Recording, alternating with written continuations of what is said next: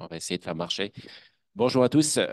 Oui, effectivement, une autre bonne nouvelle, c'est que l'essai Renato est enfin ouvert, un PHRC 2021, qu'on a eu un peu du mal à faire démarrer en départ pour des raisons essentiellement réglementaires. Donc, l'essai Renato est un essai randomisé contrôlé cherchant à évaluer la pioglitazone, un médicament qu'on a reproposé, si je puis dire, on a remis effectivement dans la boucle puisqu'il a été retiré du marché depuis quelques années.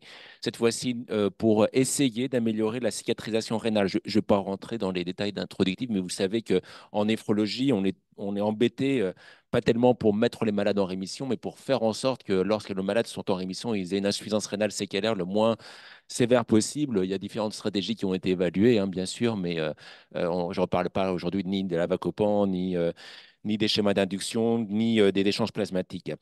L'idée derrière ce protocole, c'est d'essayer de voir s'il n'y a pas d'autres moyens non immunologiques, finalement, pour accélérer la cicatrisation rénale. Et ça s'est basé initialement sur des travaux expérimentaux qui ont été menés par Pierre-Louis Tarot et son équipe à l'HEGP, montrant qu'il y avait une voie de signalisation extrêmement importante pour les cellules glomérulaires, notamment podocytaires, qui est la voie PIPAR-gamma.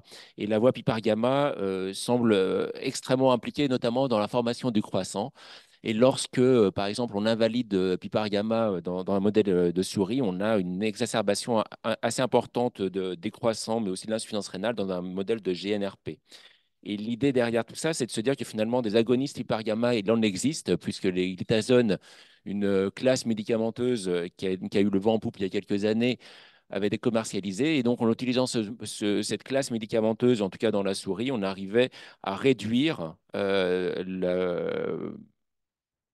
les cicatrices rénales en termes de croissant, tout simplement. Voilà, en améliorant la protéinurie, en améliorant l'insuffisance rénale. Donc, c'est plutôt cette diapo que j'aurais dû vous montrer. Et ça, c'est vrai lorsqu'on donne la pioglitazone avant de mettre le sérum néphrotoxique, mais même de façon retardée, ce qui représente un peu plus ce qu'on peut voir chez le patient, c'est-à-dire même en donnant la pioglitazone de façon retardée, on arrivait à améliorer les croissants, l'insuffisance rénale et la protéinurie. Donc, n'ayant pas la possibilité d'avoir des données chez l'homme préalable, puisque ce médicament n'est plus commercialisé depuis quelques années, et ben, on s'est dit qu'on allait aller directement à un essai randomisé, contrôlé, qu'on a appelé Renato, qu'on a fait financer, qu'on a réussi à faire financer par le PHRC, et dont le but finalement, c'est de voir si l'adjonction de la pioglitazone sur un traitement immunosuppresseur à peu près standardisé permettait de réduire les cicatrices rénales. Euh, le, le endpoint primaire est un endpoint un peu nouveau, en quelque sorte, puisque c'est un endpoint très néphrologique, en tout cas dans lequel on a considéré qu'on gagnerait si on arrivait à avoir chez ces patients-là, chez nos patients, à la fois une amélioration de la créatinine de plus de 30% par rapport à la créatinine initiale et une obtention d'une protéinurie à moins d'un gramme. Alors pourquoi ce critère principal? Parce que en fait, on l'a évalué de façon rétrospective sur une grande méta-analyse qu'on a faite il n'y a pas longtemps, publié dans le Kidney il y a quelques mois, dans lequel, en poulant un certain nombre de patients de différentes études prospectives que vous connaissez, hein, les études Menrit-Sang et puis les quelques études de Levas, on a réussi à montrer que bah, voilà, quand on avait le critère intermédiaire l'obtention de ce critère intermédiaire à 3 mois, c'est-à-dire effectivement bah, cette obtention d'une amélioration de la créatinine, l'obtention de protéinurie moins d'un gramme à 3 mois, et ben finalement au long cours, c'était bénéfique puisqu'on avait beaucoup moins de patients qui arrivaient en dialyse. Ça, c'est un critère assez dur, dialyse ou décès. Donc, je ne vais pas passer beaucoup de temps là-dessus, mais en tout cas, c'est devenu notre critère principal d'évaluation. Alors, il y a plein de critères secondaires que vous imaginez bien, hein, l'évolution de la fonction rénale, les BIVAS, un certain nombre de biomarqueurs urinaires qui reflètent l'activité de la glomérulonéphrite, mais aussi un certain nombre de critères secondaires, puisque la pioglitazone est un médicament qui continue à être utilisé à travers le monde pour traiter du diabète, et on sait que ça a un effet bénéfique sur la glycémie, sur le profil métabolique, sur la tension artérielle, sur le risque cardiovasculaire. Il y a plein d'études aujourd'hui publiées à travers le monde montrant que c'est un médicament qui est utile, notamment chez les patients à haut risque cardiovasculaire, et qu'il y a peut-être un intérêt, en tout cas, à le donner même à nos patients chez qui on sait on a un risque cardiovasculaire non négligeable. Alors, le schéma de l'étude est assez standard. On a voulu homogénéiser le traitement immunosuppresseur avec quelque chose d'assez, finalement, on va dire aujourd'hui plutôt classique. Vous voyez, une induction par diurétique, c'est une maintenance par, pareil, le schéma Menry de sang, une corticothérapie à dose décroissante selon le Pexivast le dose, et là-dessus, on va rajouter pendant les 6 premiers mois soit de la pioglitazone, soit un placebo. Donc, c'est un double aveugle, cette étude. La pioglitazone, on l'a réussi à l'acheter en Allemagne pas très cher. Le placebo nous a coûté beaucoup, beaucoup plus cher que la pioglitazone. Mais en gros, c'est comparer ces deux bras. Les critères d'inclusion assez standards, c'est une maladie rénale secondaire à la vascularité en cas, diagnostiquée par une biopsie rénale. Ça, c'est un élément important. Il nous faut une biopsie rénale de moins d'un mois avec d'emblée, il faut qu'il y ait une protéinurie même minime, hein, 300 mg, une hématurie et un DFG pas trop altéré non plus. On va dire on exclut les malades avec moins de 15 millilitres minutes de DFG. Donc, à côté de ça, il y a des critères de non-inclusion qui sont importants à garder en tête. La première chose, je mets en bas, c'est des patients qui ont déjà commencé un traitement immunosuppresseur avant d'être inclus. Donc, c'est vrai qu'on vous demande, si possible, d'attendre l'éventuelle décision du patient sur l'inclusion ou pas avant de démarrer un traitement immunosuppresseur par endoxan ou rituximab. Bien sûr, vous pouvez donner des corticoïdes et des bolus avant de l'inclure, en tout cas dans le CTT. Les autres critères de non-inclusion, j'ai mis en rouge simplement les éléments importants. L'élément important, c'est basé bien sûr sur les effets secondaires potentiels de la pioglitazone. Alors, je vais mettre un petit mot sur l'histoire du cancer urothélial. Simplement parce que c'était l'élément qui a conduit au fait que ce médicament a été retiré du marché en France il y a quelques années.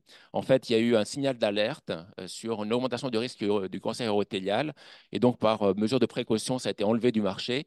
Ce n'était pas le cas dans la plupart des autres pays européens ou aux États-Unis et aujourd'hui, les grandes méta-analyses qui ont été faites sur ces patients-là montrent que ce risque n'existe pas. Il n'empêche qu'on l'a quand même mis dans les critères de non-inclusion un antécédent de carcinome urothélial. Le deuxième critère est pour le coup réel, c'est une insuffisance cardiaque classe 3, classe 4, simplement parce que l'effet secondaire principal de la pioglitazone, c'est la rétention hydrosodée. Et donc, on n'a pas voulu faire prendre de risques, en tout cas aux patients. Donc, les patients qui ont une insuffisance cardiaque sévère ou une FEVG à moins de 40% sur une écho qui doit être au moment de l'inclusion ne peuvent pas être justement inclus. Euh, Voici les effets secondaires dont je vous parlais un petit peu tout à l'heure. Donc, pas de carcinome urothéliaux réellement. Malgré tout, c'est une des raisons aussi pour lesquelles on a choisi de ne pas mettre de cyclophosphamide dans le traitement d'induction. Et puis l'insuffisance cardiaque, on a mis un certain nombre de garde-fous, si je puis dire, puisqu'on a demandé à chaque visite, bien sûr, un poids et un dosage du BNP pour pouvoir surveiller et adapter le traitement si besoin, avec notamment l'adjonction de diurétiques. Les autres effets secondaires potentiels sont rares, mais on les a quand même mis aussi là-dedans. L'autre point important, c'est le traitement associé. Longue discussion, comme ce qui a été fait pour Riga, sur qu'est-ce qu'on fait des IEC, des ARA2, des inhibiteurs de SGLT2. Vous avez vu que notre critère principal comporte la protéinurie à M6, parce que le critère principal est regardé à M6, non pas à M12.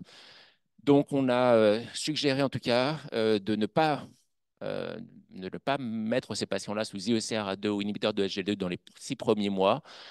Sauf si, bien sûr, le patient a une hypertension artérielle impossible à contrôler avec les autres traitements, ou éventuellement, et ça c'est un amendement qui est en cours en cours d'être passé, si le patient est déjà sous IEC ou ZARA2 avant l'inclusion dans l'étude. Pour le reste, on a le droit d'utiliser tous les traitements antihypertenseurs et antidiabétiques qu'on veut. On va encourager les investigateurs à mettre des diurétiques assez facilement, en tout cas, s'il y a une suspicion clinique ou biologique de surcharge. Les autres traitements associés sont assez simples. Donc, l'étude a enfin ouvert. Donc, on est maintenant à une dizaine de centres ouverts depuis quelques mois. Donc, on est parti pour normalement une période d'inclusion de 3 ans avec un an de suivi pour chaque patient. 25 centres sont pressentis, les inclusions, les ouvertures des centres sont en cours. Euh, on a 8 patients pour l'instant inclus, donc ça démarre timidement, mais en tout cas, on sent bien un certain nombre de centres qui sont très volontaires pour essayer d'inclure, et dont certains d'ailleurs qui nous demandent l'ouverture de leur centre rapidement pour pouvoir inclure. On essaie de faire au plus vite. Mais en tout cas, voilà, si, il y en a qui sont volontaires et qui ont envie de participer à cette étude et n'ont pas été contactés, n'hésitez pas à me mettre un petit mail pour qu'on fasse au mieux. Merci beaucoup.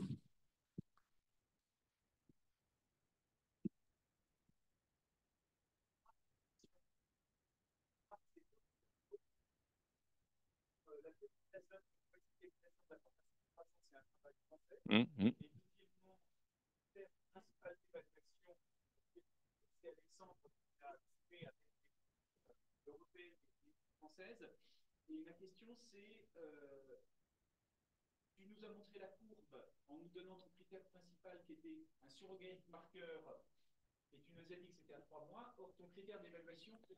Ouais.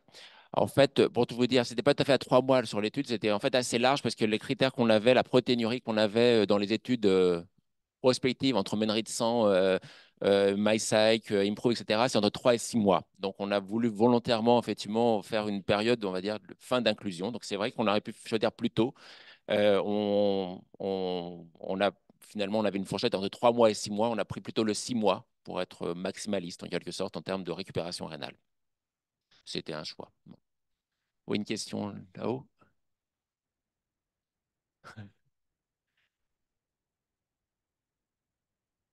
Hmm.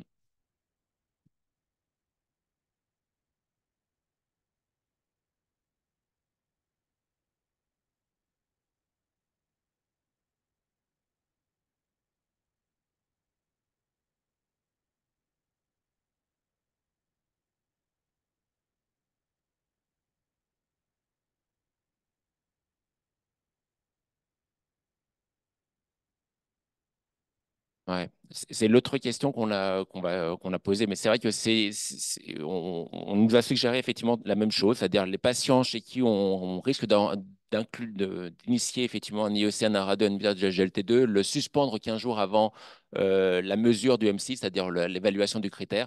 C'est quelque chose qu'on va voir. Si réellement on sent que les investigateurs hésitent beaucoup à mettre les malades dans cet essai-là, c'est ce qu'on va probablement faire dans un amendement ultérieur, mais tu as tout à fait raison. En fait, malgré tout, les néphrologues aiment beaucoup les IEC, les ARA2 et tout ça, mais c'est vrai qu'on n'aime pas beaucoup les mettre dans la période aiguë, hein, en post-transplantation, après une insuffisance rénale aiguë. C'est rare qu'on les introduise tout de suite. Donc, on a souvent déjà une façon de l'utiliser qui est souvent un petit peu décalée. 6 mois, c'est peut-être plus que ce qu'on fait d'habitude, mais néanmoins, c'est quand même un traitement qu'on ne va pas mettre au tout début de l'histoire. Leur efficacité ne se joue pas sur les premiers jours, les premières semaines, c'est probablement sur le long terme que ça se joue. D'ailleurs, on encourage les centres presque à les mettre après les M6 parce que je pense que la mesure de la protéinurie et l'effet de l'IEC de l'ARA2 sur la protéinurie entre les M6 et le M12 aura aussi un intérêt. Pareil, dans la néphroprotection, dans la vascularité en cas, ça n'a jamais été démontré que mettre un IEC, un ARA2 protégeait le rein sur le long cours. Peut-être qu'on verra aussi l'efficacité de ces molécules-là dans une maladie qui devient chronique finalement une fois la phase aiguë initiée. Voilà. Alors, dernière petite chose, pour homogénéiser aussi l'étude, on a demandé aux investigateurs de ne pas faire d'échange plasmatique, de ne pas mettre de davacopan. Pour l'instant, on verra. On a eu déjà une discussion avec un centre sur l'avacopan. S'il y a vraiment une vraie demande, peut-être qu'on fera un amendement derrière. Mais l'avacopan est aussi une molécule pour laquelle on se pose des questions sur son potentiel d'amélioration de la cicatrisation rénale. Donc, on ne veut peut-être pas mélanger un petit peu les deux choses. Moi, j'ai une question juste. Tu Oui, ça peut as être fait des la rechuteurs première rénaux. IEC et du coup, Ça peut être cette... des rechuteurs rénaux. Donc, c'est Voilà, mais simplement la biopsie initiale, justement, nous servira de sur la standard pour fibrose. savoir d'où on part, en quelque sorte, en termes de fibrose, en termes de glomérulosclérose. Merci, Benjamin, pour nous parler de l'étude Obi-Wan.